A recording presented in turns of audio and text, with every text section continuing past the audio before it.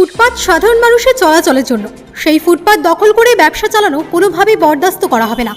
মালদা শহরের নেতাজি মোড় থেকে ফোয়ারা মোড় পর্যন্ত ফুটপাত দখল করে ব্যবসা চালিয়ে যাওয়া ব্যবসায়ীদের আগামী 2 দিনের মধ্যে ফুটপাত দখলমুক্ত করার আবেদন জানালো প্রশাসন। মঙ্গলবার মালদা জেলার ট্রাফিক পুলিশকে সঙ্গে নিয়ে সংশ্লিষ্ট এলাকায় অভিযান চালান মালদা সদর মহকুমা শাসক শম্ভুদীপ সরকার। অভিযানের সময় ফুটপাত দখল করে ব্যবসা করা দোকানদার ও ব্যবসায়ীদের সতর্ক করা হয়। পাশাপাশি নির্দিষ্ট সময়ের মধ্যে ফুটপাত খালি করে সাধারণ মানুষের চলাচলের উপযোগী করে দেওয়ার নির্দেশ দেওয়া হয়েছে।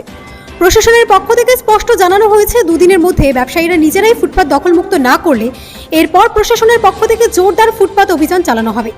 সেই অভিযানে ফুটপাত দখল করে রাখা সামগ্রী সরিয়ে দেওয়ার পাশাপাশি প্রয়োজনীয় আইনানুগ ব্যবস্থাও নেওয়া হতে পারে। প্রশাসনের এই উদ্যোগে শহরের যানজট ও পথচারীদের চলাচলের সমস্যা অনেকটাই কমবে বলে মনে করছেন সাধারণ মানুষ।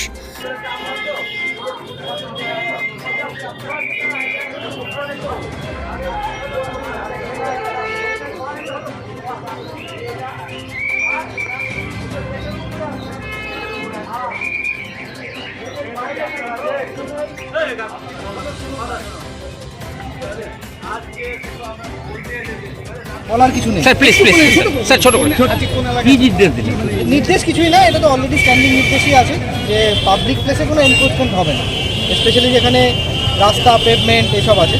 তো আজকে আমরা 1-to-1 যে সকল দোকানে আমরা নজরে পড়ছি, আমাদের ডিএসপি সাহেবও আছেন, ইও ম্যাডাম আছেন, ট্রান্সপোর্ট ডিপার্টমেন্ট থেকে আছেন, ট্রাফিক ইন্সপেক্টর সবাই আছেন, আমরা পিডব্লিউডি।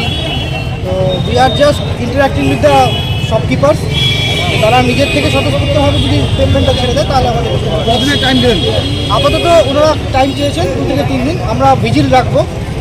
তারপরে যদি না হয় then we have to take necessary steps. Thank you.